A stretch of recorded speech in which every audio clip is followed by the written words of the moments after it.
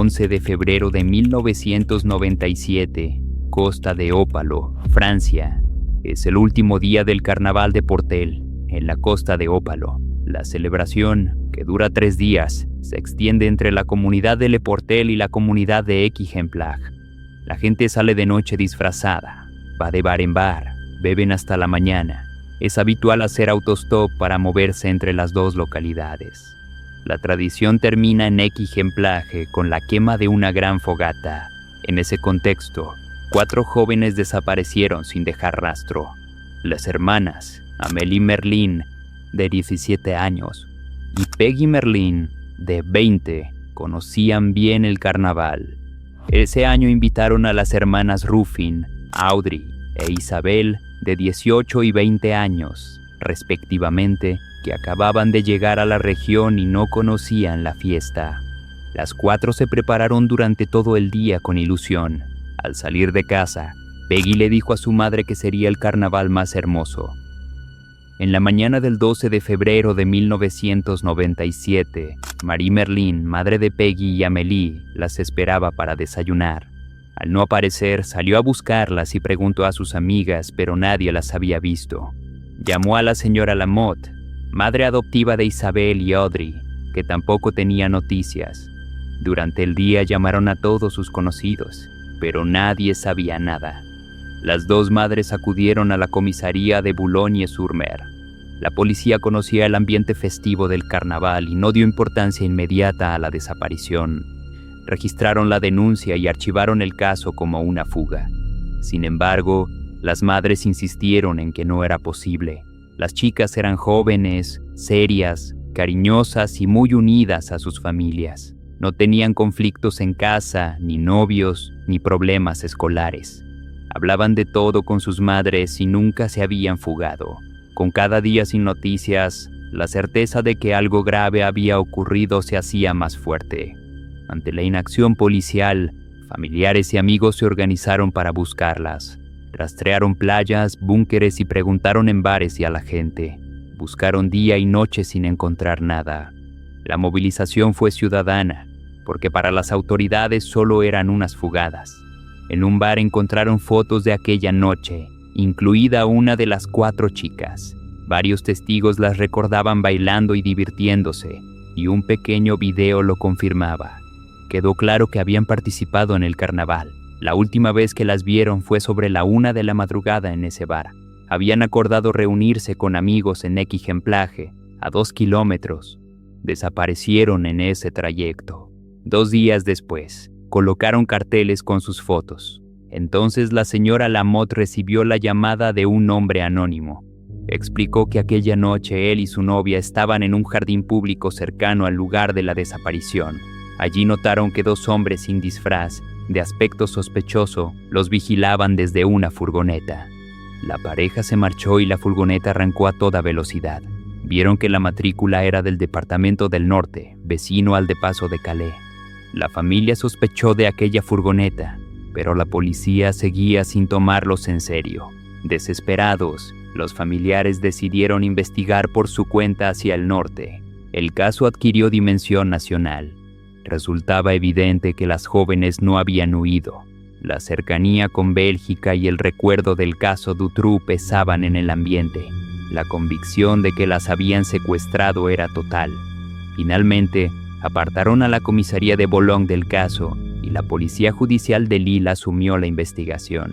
6 días después de la desaparición, Romuald Müller, jefe de la unidad de investigación criminal de Lille, llegó a Boulogne-sur-Mer y comenzó una investigación rigurosa con agentes experimentados. El tiempo apremiaba. El objetivo era encontrar a las víctimas con vida, y cada hora que pasaba aumentaba el riesgo de tener que recurrir a pruebas de ADN. Por eso, los agentes fueron a los domicilios a recoger cepillos de dientes, cepillos para el pelo y otros objetos personales.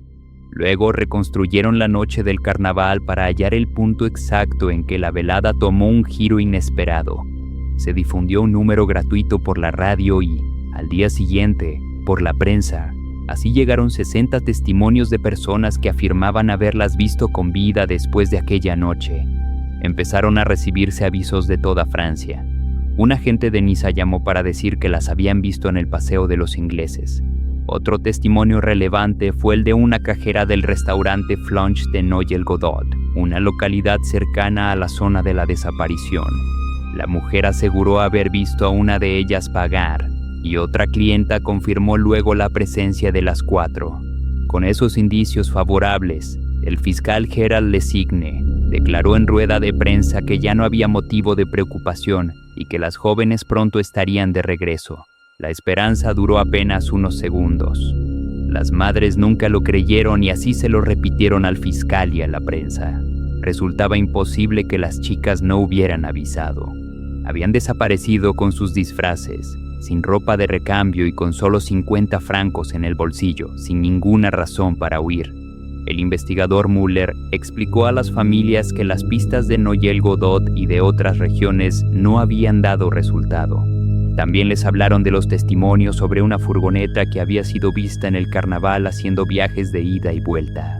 Desde el inicio de la investigación se había informado de la presencia de una furgoneta sospechosa. Se había aportado una matrícula que resultó estar mal registrada. Una furgoneta belga con rayas verdes en el lateral y una placa del Departamento del Norte. La Gendarmería de Étaples comunicó que una furgoneta coincidía con esa descripción y facilitó la matrícula 7554 PN 59. Esa misma noche, a las 11, un investigador recibió la llamada que identificaba al propietario. Se trataba de Jean-Michel Jourdain, un hombre de 35 años con antecedentes por asesinato y agresión. Su hermano, Jean-Louis Jourdain, de 38 años, acumulaba 4 condenas, sobre todo por agresiones sexuales. Se decidió ir a por ellos a las 6 de la mañana siguiente. Cuando los arrestaron, los agentes encontraron la furgoneta aparcada en la propiedad. La habían repintado a toda prisa con brochazos gruesos y todavía se notaban las pieles pintadas en el lateral. Era evidente que el trabajo estaba muy reciente.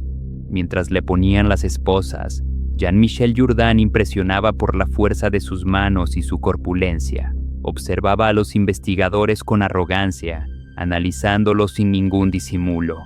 Su hermano Jean-Louis era más bajo y grueso, padecía estrabismo y usaba gafas. Solía caminar con la cabeza gacha y la mirada un poco ladeada, así que no transmitía la misma agresividad inmediata que Jean-Michel, aunque también tenía un físico imponente. El informe de los peritos psiquiatras que se había elaborado para un juicio anterior resultó escalofriante. Allí se leían cosas como que Jean-Louis, el hermano mayor, no distinguía entre una agresión carnal y una relación amorosa, y que para él la mujer no era considerada un ser humano. Ambos carecían de empatía. La violencia formaba parte de sus vidas desde la infancia. La familia Jourdain se dedicaba a la chatarra y vivía en una choza en la Rue du Stade, sumida en la miseria social e intelectual. Los hermanos nunca fueron a la escuela, por lo cual eran analfabetos. El padre, Luis, era alcohólico y violento. Existían rumores de que la madre cometía incesto. 9 personas se hacinaban en aquella especie de barraca, entre animales y con un bebé a punto de nacer.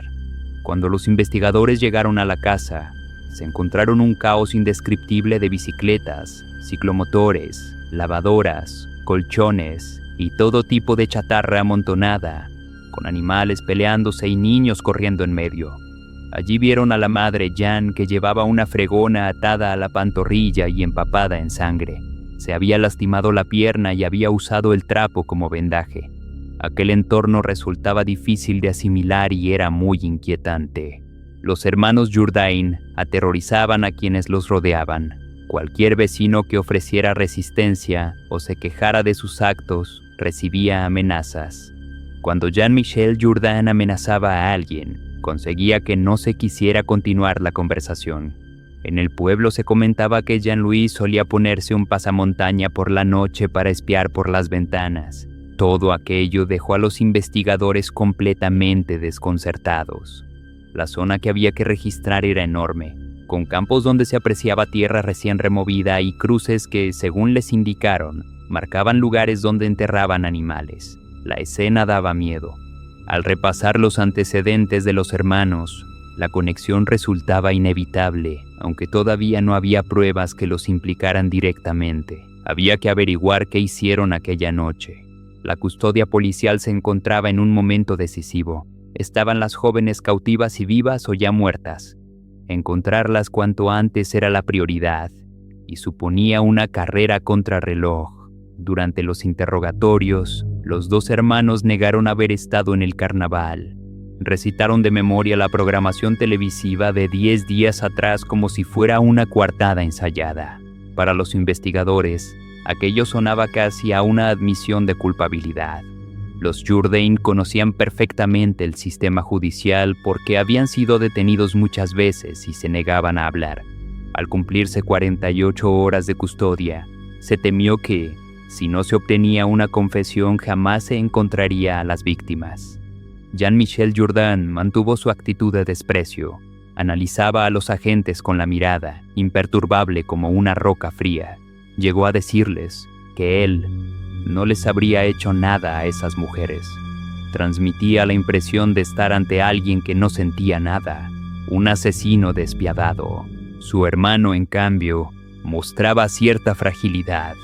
Tras la detención, la prensa difundió la noticia y empezaron a aparecer testimonios.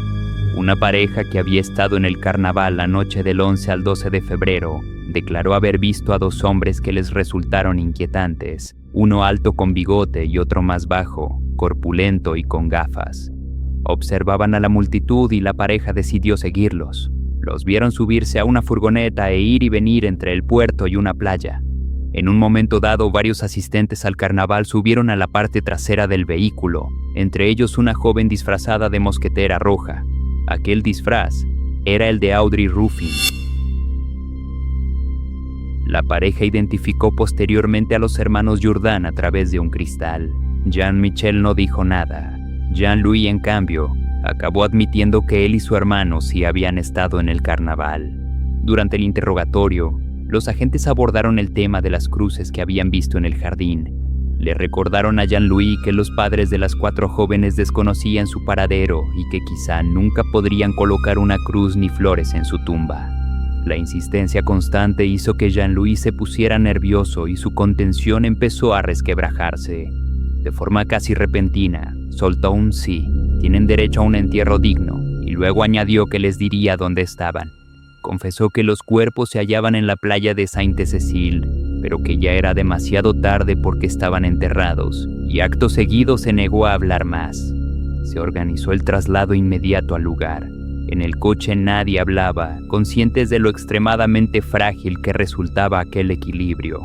Tomaron una calle que desembocaba en un callejón sin salida frente al mar, donde Jean-Louis indicó que se detuvieran. Desde allí, avanzaron a pie por un sendero hasta llegar a una alambrada. La cruzaron y subieron a un fortín situado en una duna. Jean-Louis se paró, señaló al suelo y dijo: «Están aquí». Uno de los investigadores dudó al ver la hierba y tiró de una brizna para comprobar si había sido replantada, pero observó que tenía raíces y parecía natural. Aún así insistieron y los bomberos empezaron a cavar. Pasó mucho tiempo y a 60 o 70 centímetros no aparecía nada, lo que hizo pensar que les había mentido para ganar tiempo. De repente, surgió un pequeño trozo de tela roja, una de las piezas del disfraz de Audrey Ruffin. Luego encontraron a Amélie Merlin, a continuación a Peggy Merlin y por último a Isabelle Ruffin. Estaban colocadas una detrás de otra y apiladas de 2 en 2. Mientras extraían los 4 cuerpos, Jean-Louis permanecía impasible, con la mirada perdida, sin mostrar remordimiento ni compasión alguna. Los cadáveres presentaban evidentes signos de violencia, hematomas en la cara y marcas de estrangulamiento. Audrey llevaba puesto un solo pendiente. Habría que esperar a la autopsia para confirmar si además habían sido ultrajadas. En la escena del crimen, a los familiares los mantuvieron apartados tras un cordón de agentes de policía, pero todos comprendieron lo que estaba ocurriendo al ver llegar los coches fúnebres. Fue terrible, sobre todo para las señoras Lamotte y Merlin, que se dirigían en coche desde Boulogne a Lille y se enteraron por la radio de que los coches mortuorios estaban en la playa de San Gabriel. Otro familiar se encontraba en el tren cuando oyó la noticia y perdió completamente el control. Tuvieron que aislarlo en un vagón.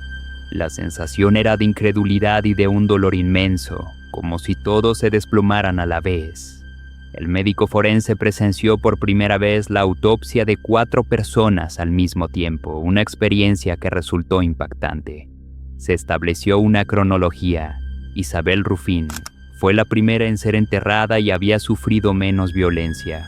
La brutalidad fue en aumento hasta llegar al último cuerpo, el de Audrey Ruffin, que había sido literalmente masacrada. Había sido ultrajada, tanto de forma física como con objetos.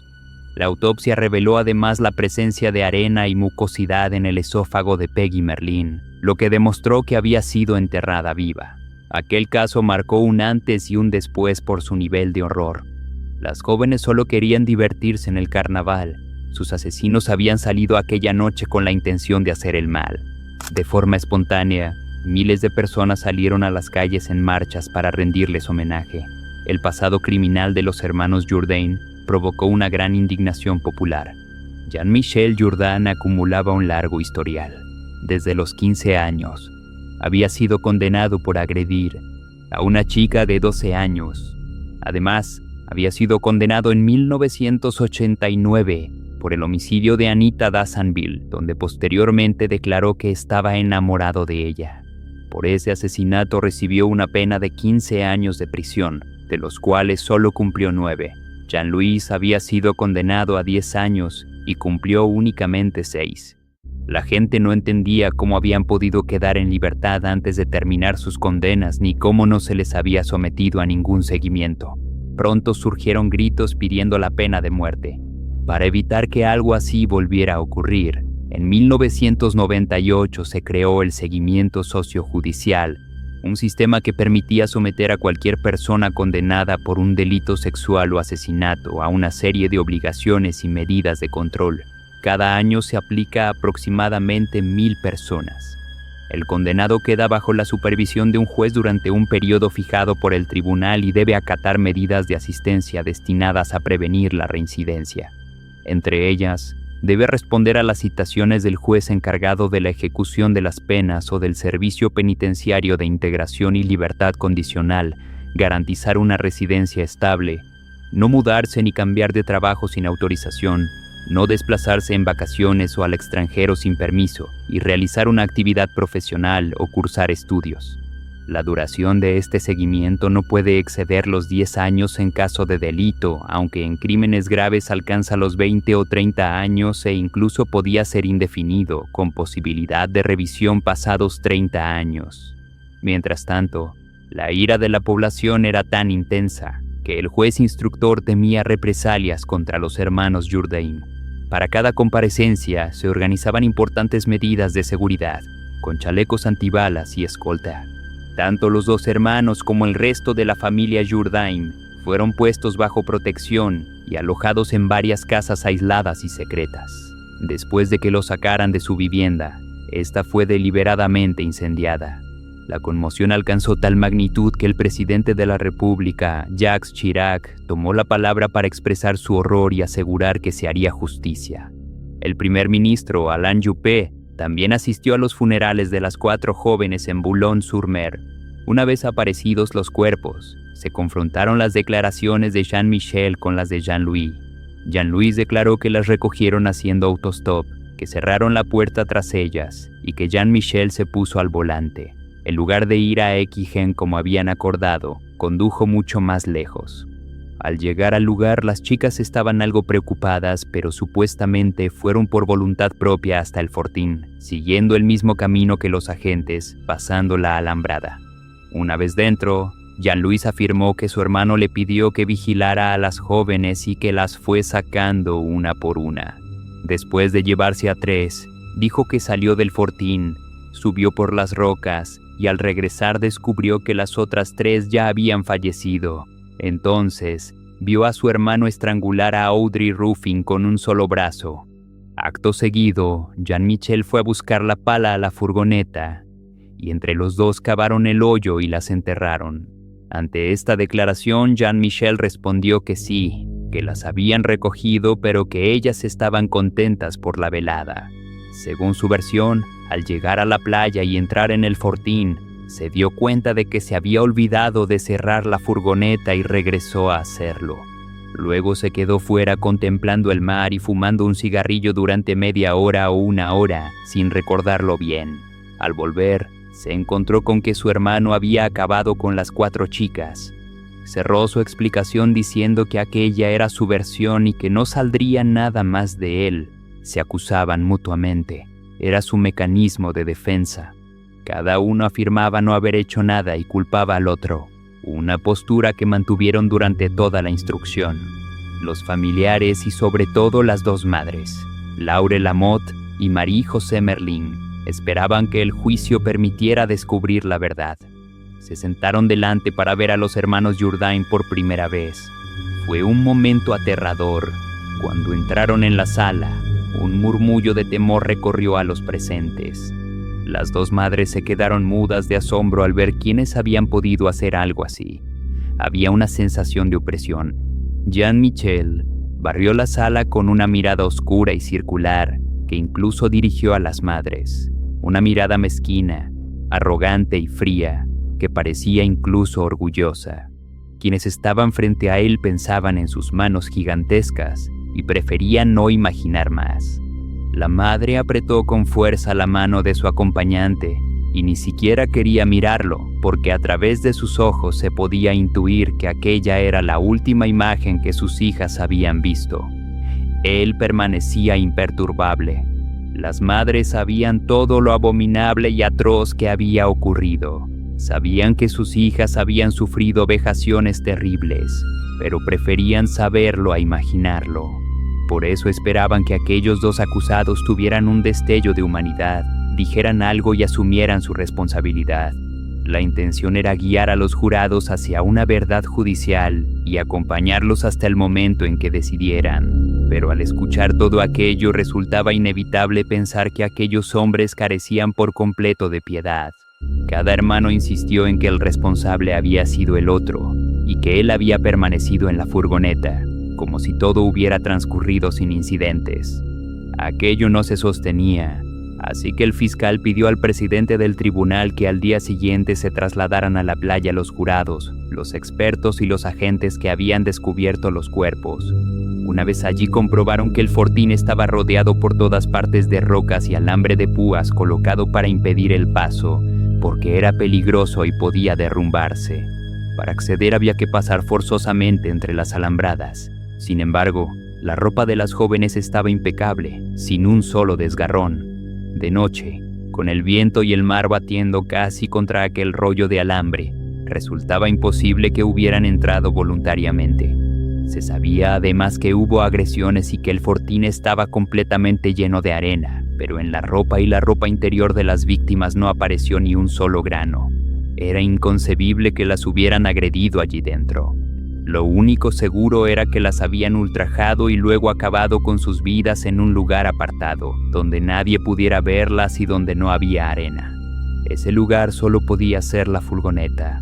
Lo confirmó el hallazgo del pendiente de Audrey Ruffin con el cierre roto dentro del vehículo, lo que indicaba que se había soltado durante los golpes. Aquella noche los 2 hermanos habían salido de casa. Se demostró que compraron la furgoneta igual que un ladrón compra un arma. Todo apuntaba a la premeditación. La cerradura interior había sido manipulada para que, una vez dentro, nadie pudiera salir. Varios testigos que aquella misma noche hicieron autostop con ellos explicaron que no habían podido abrir y que Jean-Louis tuvo que salir a abrirles desde fuera. 2 días antes del secuestro ya los habían visto en Berck-sur-Mer, a unos 50 kilómetros de su domicilio. Aquellos depredadores lo habían planeado todo, incluida la pala que llevaban para enterrarlas. La escena dentro del vehículo tuvo que ser terriblemente violenta, pero ellos siempre dijeron menos de lo que los informes médicos revelaron. Los forenses detallaron cómo murieron. Por ejemplo, bajo las uñas de una de ellas se encontró el ADN de su hermana, a la que se había aferrado. Con esos elementos podía imaginarse la escena, pero jamás se conocería del todo porque los hermanos Jourdain nunca contaron nada. El fiscal pidió la pena máxima, la cadena perpetua, porque ante individuos de esa naturaleza ya no cabía hablar de reinserción ni de resocialización. Solo quedaba una certeza: no debían salir nunca. Finalmente, Jean-Michel y Jean-Louis Jourdain fueron condenados a cadena perpetua. A Jean-Michel le impusieron un periodo de seguridad mínimo de 22 años, el máximo contemplado en aquel momento, y a Jean-Louis de 20 años. Esos 2 años de diferencia se debieron, en cierto modo, a que gracias a él se habían encontrado los cuerpos de las 4 jóvenes. Si Jean-Louis no hubiera hablado, probablemente nunca los habrían descubierto. Aquello no devolvió a las hijas a sus madres, pero al menos supieron que aquellos 2 ya no volverían a hacer daño a nadie. En ese aspecto sintieron alivio. Jean-Louis Jourdain, gravemente enfermo, murió en prisión en 2019. Su hermano Jean-Michel sigue encarcelado en Vendin-le-Vieille, en Paso de Calais, el centro penitenciario que alberga a algunos de los reclusos más peligrosos de Francia. Jean-Michel y Jean-Louis Jourdain desarrollaron una personalidad criminal profundamente marcada por un entorno familiar caracterizado por la violencia, el alcoholismo, el incesto, la pobreza extrema y la ausencia de educación. Desde edades tempranas estuvieron expuestos a modelos de conducta antisocial y ambos desarrollaron posteriormente una trayectoria delictiva dominada por la violencia y las agresiones carnales. Jean-Michel parece haber sido el hermano dominante. Su historial, que incluía violencia sexual desde la adolescencia y un homicidio, junto con su actitud arrogante, fría e intimidatoria durante la investigación, sugiere importantes rasgos antisociales y psicopáticos. Mostraba escasa empatía, tendencia a intimidar y una marcada incapacidad para asumir responsabilidad. Jean-Louis presentaba una personalidad aparentemente menos dominante, pero igualmente peligrosa. Su historial de agresiones y la concepción profundamente deshumanizada que, según un informe psiquiátrico previo, tenía de las mujeres, revelan una grave alteración de la empatía y de los límites interpersonales. Aunque terminó proporcionando información que permitió localizar los cuerpos, esto no necesariamente implica arrepentimiento genuino. El crimen parece responder principalmente a una combinación de dominación, violencia y motivación sexual. La presencia de una furgoneta preparada para impedir la huida, una pala para enterrar los cuerpos y otros indicios de preparación sugieren una conducta depredadora y premeditada, no un acto puramente impulsivo. Psicológicamente, ambos presentan características compatibles con un trastorno antisocial de la personalidad. También aparecen rasgos psicopáticos importantes, especialmente en Jean-Michel, así como posibles componentes de violencia sexual sádica y una profunda deshumanización de las víctimas. El elemento central de su conducta parece ser el poder y el control sobre otras personas, utilizando la violencia como instrumento de sometimiento. En conjunto, los hermanos Jourdain representan una trayectoria criminal de larga duración en la que la violencia dejó de ser una conducta ocasional para convertirse en una forma habitual de relacionarse con los demás. Su historia muestra una combinación de socialización familiar extremadamente disfuncional, criminalidad precoz, violencia, ausencia de empatía, reincidencia y capacidad para planificar y ocultar sus delitos. El asesinato puede entenderse como la culminación de ese proceso de deshumanización y depredación.